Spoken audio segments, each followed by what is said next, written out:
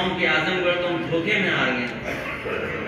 ये मैनपुरी लोकसभा है, यहाँ की जनता कभी भी समाजवादी पार्टी को हारने नहीं देगी। यहाँ के लोगों ने नेताजी को नेताजी बनाने का काम किया है, इसलिए यहाँ के लोग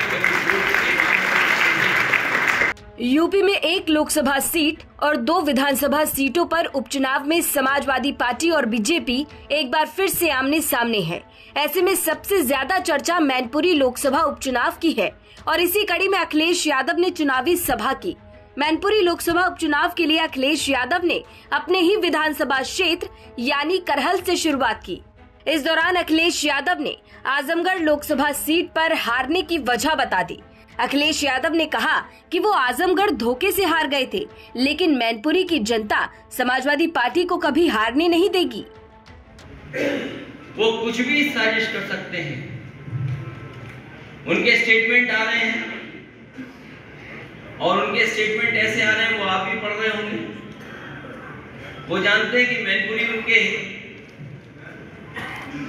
हिस्से में नहीं है, लेकिन वो कभी कभी कहते हैं कि अभी आजमगढ़ हराया है, मैनपुरी भी हरा देंगे।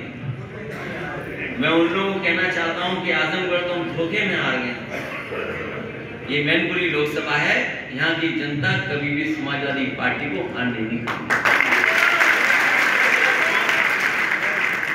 और इसलिए भी कि यहाँ पर नेताजी का सीधा सीधा संबंध रहा है, सीधा सीधा संपर्क रहा है,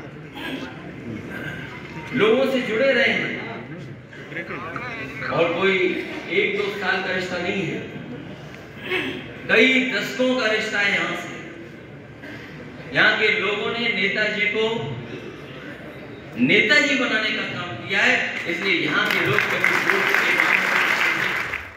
अखिलेश यादव ने इस जनसभा में नेताजी को याद करते हुए लोगों से समाजवादी पार्टी को सपोर्ट करने की अपील की और साथ ही बीजेपी पर जमकर हमला बोला।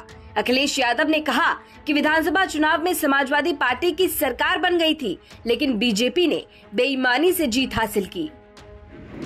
ये चुनाव अपना चुनाव समझो। कार्यकर्ताओं से कहूंगा कि पिछली बार जो मतदान हुआ था, और अगर मध्य प्रदेश का देखें मतदान, तो जनता ने तो मन बना लिया था कि समाजवादी सरकार बनेगी, लेकिन भारतीय जनता पार्टी ने बेईमानी की और ये सब जानते हैं। उस दिन भी लोग कह रहे थे बेईमानी की, और आज भी लोग मानते हैं कि बेईमानी हुई है।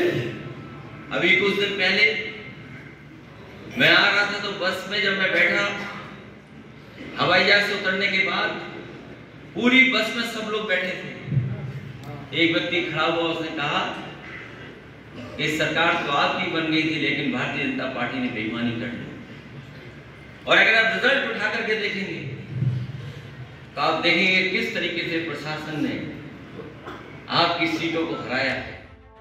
मैनपुरी उपचुनाव में एक तरफ बीजेपी समाजवादी पार्टी के एक और गढ़ में सेंधमारी की फिराक में है, तो वहीं समाजवादी पार्टी के सामने भी अपने गढ़ और नेताजी की सीट को बचाने की बड़ी चुनौती है। मैनपुरी से पुष्पेंद्र सिंह की रिपोर्ट, यूपी तक।